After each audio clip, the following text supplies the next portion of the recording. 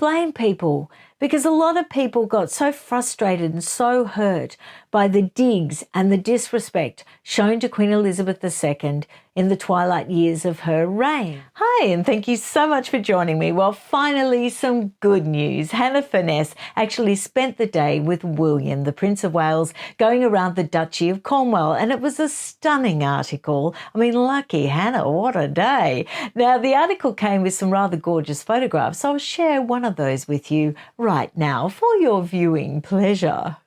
Now, the day kicked off evidently with some bubbles, which I think sounds like my perfect sort of day. William accepted a glass of bubbles from a vineyard on the Duchy of Cornwall's farmland, and while he sipped, he asked the farmers all these sort of serious sort of questions about soil and weather and the history of the land. One of the things that I was interested to learn was just how big this area is. I mean, it's over 128,000 acres across 20 counties.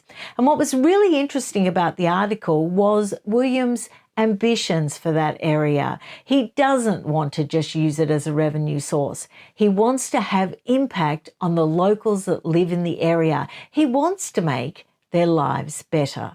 Now, with that aim, Hannah actually reports that he visits every 4 to 6 weeks and is slowly working his way around to meeting everybody. Remember back a bit when I did a little report on that Channel 4 program and also the Times article where they were really slamming him and his father, the way they were managing their respective duchies and the income they received from those, duchies. And I said, give him time. Give him a chance. He's going to run it his own way, but he's going to go around and find out exactly what is the best way he can do that. William is very measured. He's impatient and ambitious, but he's also very measured. And he would make sure that any steps he took truly benefited the people that live in the area. So a rather idyllic picture is being painted of this beautiful weather at Corstenfield's farm, which is home to this sparkling wine. And he was quite fascinated to talk to Emily and Eddie Addicott Surveyor, who host community days. And in these community days, all the neighbours get to meet up on their farm and presumably help them to pick some grapes. But their reward is this magnificent, beautiful lunch that Eddie and Emily actually provide. And it's things like that really help with that community feeling in the area, and also, I would presume, with everybody's mental health in the area. And William was fascinated to hear all this. I bet they get some bubbles for reward as well. Now, when he asked them what he could do to make their lives easier, they said rather cheekily, well, stop charging us rent. And I was surprised by his answer, because he said really earnestly that he seriously asked his farm managers if that was possible. And he said that he got a lot of concerned, sweaty faces looking back at him whose chief responsibility was actually balancing the books. So he suspected that the key to better revenue for these farmers was by convincing people to buy locally and promoting their produce, possibly with his help. And how much help do you think it was for him to be standing on their beautiful farm sipping their sparkling wine? So the overwhelming impression I got from this article was he is helping, he is boots on the ground, and I was delighted to see the ease people obviously felt in his company. Now, it's not all sweetness and light. It is mentioned that he can be very demanding, very ambitious, very impatient. But his estate director said that it's good, it's inspiring, that it charges them up to try and figure out the solutions to the problems that he's actually raising. So I think he's sort of creating an air of excitement with everybody. And it's not just words either. He's putting his money where his mouth is. He's personally investing real money, working with a local homeless charity for the Duchy's first housing project.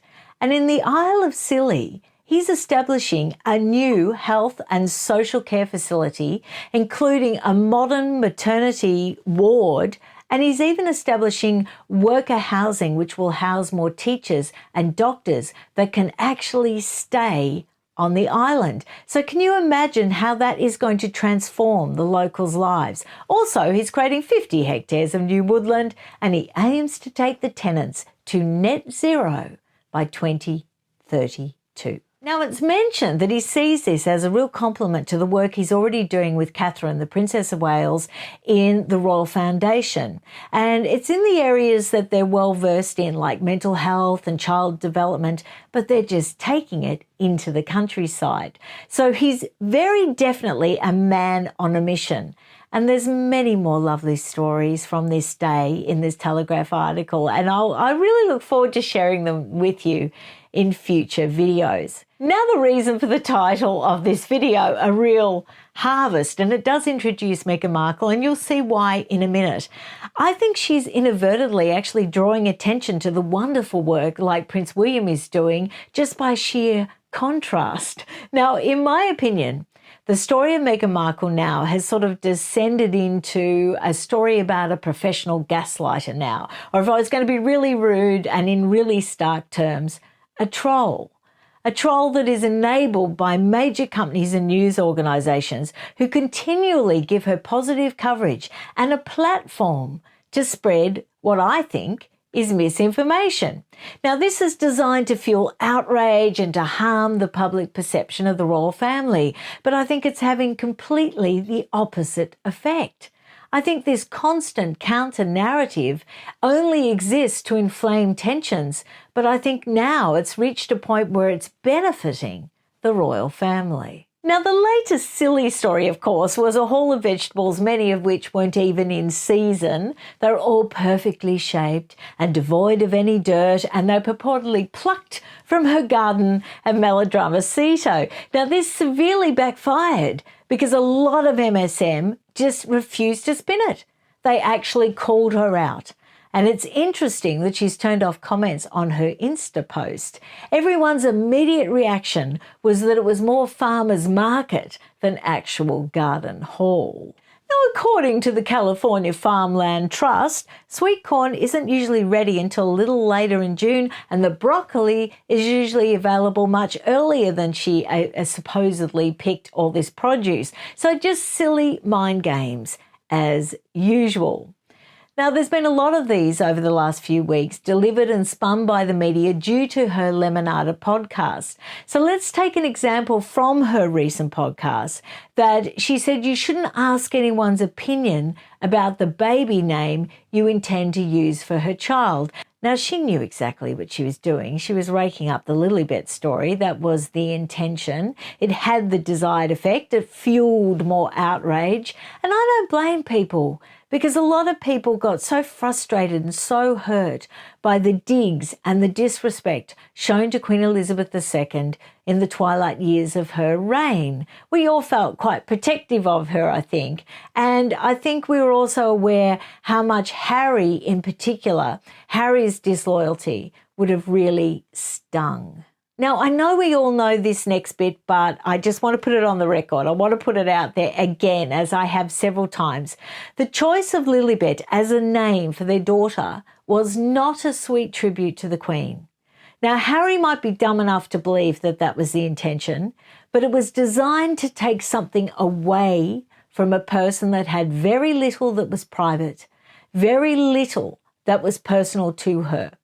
And the Queen made it very clear upon Philip's death that the name Lilibet, her pet name that Philip called her, would die pretty much with him, would be buried with him. And I wouldn't be surprised that that was the very point that the name became the overwhelming first choice of Ms. Markle. Now, I know people say we'll ignore her and go away, but she doesn't. Whenever the narrative even narrowly shifts away from her, there is a barrage of media releases that completely flood the media, flood the internet. And in recent weeks, the spin has been constant and really fatiguing. And it's spin framing Meghan as finding her feet as an entrepreneur. Again, completely ridiculous, as we see that she's even stepping back from restocking her products. And we can see the very, very small scale of her business ventures. It seems to me that the launch of As Ever was actually just the launch of a few trial product samples. However, for weeks we had the spin from the media portraying her as a woman soaring to great heights with multiple opportunities on the horizon. Now, to the UK media's credit, they're taking all of it with a pinch of salt now. There's very few positive articles, and they're actually getting real. I think they're actually getting braver and calling it out a lot of the time and calling it as it really is. Now, a counterspin that is firmly being created is the downward spiral of Harry, the failure of Harry, and I don't think we have to guess where that's coming from. Now, this is on the back of his numerous missteps: doorbell gate, the Centrebelli scandal, losing his Court of Appeal challenge, the angry and bitter, desperate interview with the BBC about his estrangement with his father, the paranoid accusations that, nefarious beings are actually trying to make history repeat itself. Of course, referring to his own mother's death in that tragic Paris accident. So, he's really getting hung out to dry, I feel. And it's interesting that in Meghan's latest podcast, it seems to be less about tips for budding entrepreneurs and more about convincing all and sundry that her children are legitimately in the line of succession. I mean, the latest silly story about the stilettos and the 65-pound weight gain. I mean, it's ridiculous. It's completely unbelievable. And that's what I mean, what I said at the top of this bit. Gaslighting, trolling, to get a reaction. I mean, that was just such a lulu of a story, wasn't it? It was so obviously untrue. So sincere versus fake. And I would say, keep going, Meghan. You're only providing such delicious contrast with all your shoddy spin and all your shoddy efforts. And really, the only person that she is really harming, I think, is herself. Let me know what you think down below. I can't wait to read all your comments, and I'll see you again soon. Bye.